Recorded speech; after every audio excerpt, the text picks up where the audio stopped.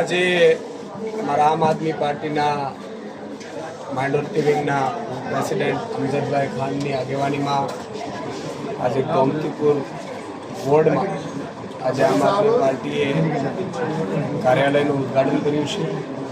અમજદભાઈ અને આખી ટીમે આ આખી સુંદર વ્યવસ્થાનું આયોજન કર્યું છે.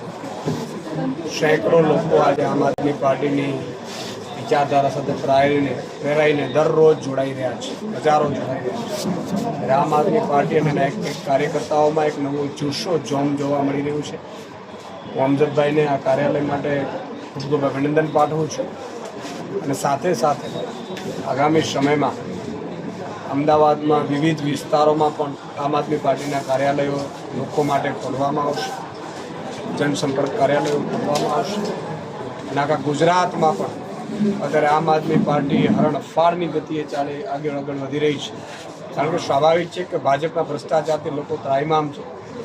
ભાજપે લૂંટ સિવાય કંઈ કર્યું નથી.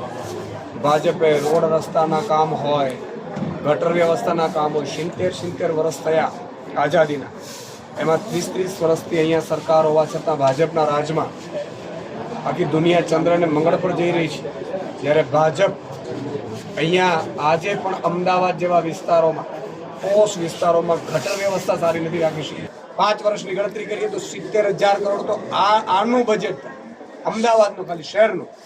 તો અમદાવાદ શું સિંગાપુરથી પણ સારું શહેર અમદાવાદ બની શકેની સ્થિતિમાં હોવા છતાં ભાજપના લોકો એના ઘર ભરે છે, જેનાથી દુઃખી થઈને આમ આદમી પાર્ટીના એક કાર્યકર્તાની મહેનતના સ્વરૂપે આજે લોકો જોડાઈ રહ્યા છે, લોકો ત્રાહિમામ પુકારી ગયા છે. સામે પક્ષે કોંગ્રેસે 30 વર્ષમાં વિપક્ષની ભૂમિકા પણ સારી નિભાવી છે. લોકો એનાથી પણ ત્રસ્ત છે. એટલે આમ આદમી પાર્ટીનો આગામી સમયમાં મને પૂરો વિશ્વાસ છે કે અમદાવાદ મહાનગરપાલિકાની ચૂંટણીમાં પણ આમ આદમી પાર્ટી પોતાનો પહેલો મેયર અહીંયા બેસાડશે એવું મને દેખાય છે. તમામ જ્ઞાતિ, જાતિ, ધર્મ એક સમાન છે. અહીંયા કામની રાજનીતિથી ચાલીએ છીએ. અમારા માટે આમ આદમીમાં જોડાયેલો એક વ્યક્તિ અમારા પરિવારનો સભ્ય છે. કોઈ જગ્યાએ ક્યારેય અમે ભેદભાવ નથી રાખ્યો અને એટલા માટે જ અરવિંદ કેજરીવાલજીની આ નીતિથી પ્રેરાઈને મારા જેવો એક સામાન્ય ખેડૂત પરિવારનો દીકરો આજે 2.5 વર્ષથી આ પ્રદેશ અધ્યક્ષની ભૂમિકામાં છે. એક સામાન્ય પરિવારમાંથી આવતા વ્યક્તિને પ્રદેશ અધ્યક્ષ બનાવે આ કોઈ નાની સૂની વાત નથી. અને તમે જુઓ કે એ પહેલા ગોપાલભાઈ હતા પ્રદેશ અધ્યક્ષ, એ પહેલા જેટલા પણ આગેવાનો આવ્યા સામાન્ય પરિવારમાંથી આવતા વ્યક્તિઓને સુકાન સોંપી છે, નવયુવાનો માટે. એટલે આગામી સમયમાં તમામ જ્ઞાતિ, તમામ જાતિ, ધર્મના લોકોને સાથે લઈને આમ આદમી પાર્ટી ચાલવાની છે અને દરેકને ન્યાય पार्टी में पण મળે એ પણ हमारी इसी बिल्कुल बीजेपी के पास कोई रास्ता नहीं. बीजेपी को लग रहा है कि भाई आम आदमी पार्टी वो सेटिंग वाली पार्टी नहीं है.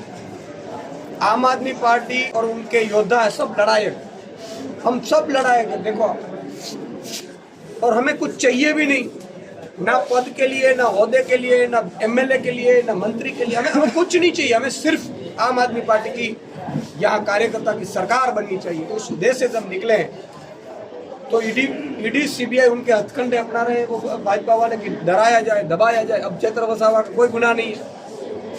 गुनाह भाजपा वालों ने किया, जेल चैत्र वसावा भुगत. लेकिन अरविंद केजरीवाल जी भी आ रहे 24 तारीख को डेडियापाड़ा में, उन्हीं के विस्तार में पूरे आदिवासियों के समर्थन में, आदिवासियों की आवाज बनकर चैत्र वसावा के समर्थन में माननीय अरविंद केजरीवाल जी और भगवत मान जी दोनों आ रहे हैं. हमारे पास लड़ाई एक योद्धा है, अरविंद जी जैसे नेतृत्व. हम लड़ेंगे, भाजपा को चाहे जितना भी लगे. उनको डर है कि आम आदमी पार्टी सरकार बना लेगी कांग्रेस. ये खास हूँ आखा आम आदमी पार्टी थी जोड़ाયેલા મારા તમામ મિત્રોને સૌથી પહેલાં તો અભિનંદન આપું છું કે આજે પ્રદેશના નેતા એક માઇનોરિટી સેલની ઓપનિંગ અને સાથે સાથે ગોમતીપુર વોર્ડના ઓપનિંગમાં આવ્યા છે અને જેટલી મોટી સંખ્યા આજે અહીંયા જોડાવી છે.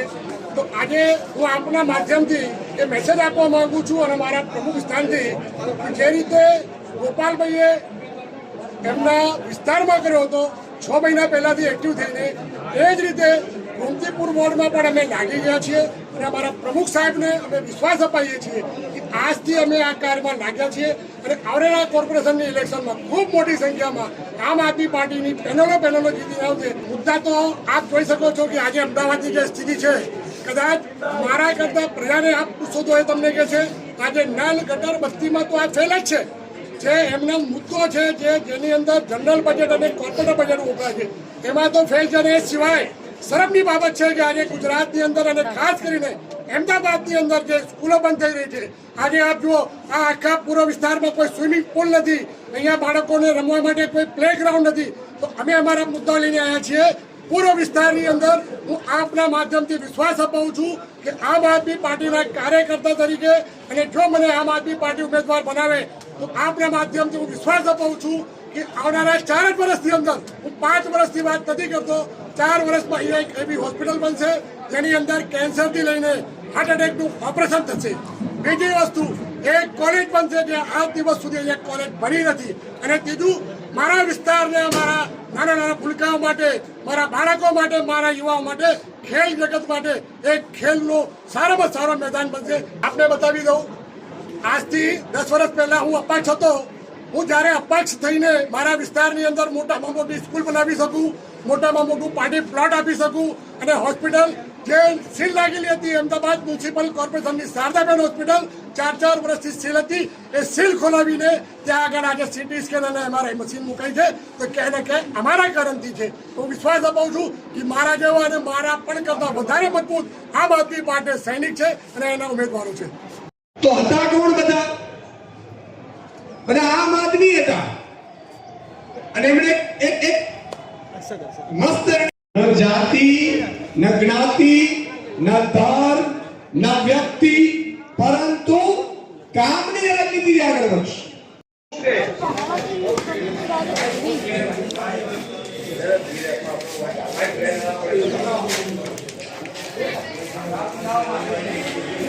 રહેશો, ચીસો પાડતા રહેશો, પછી શું હે?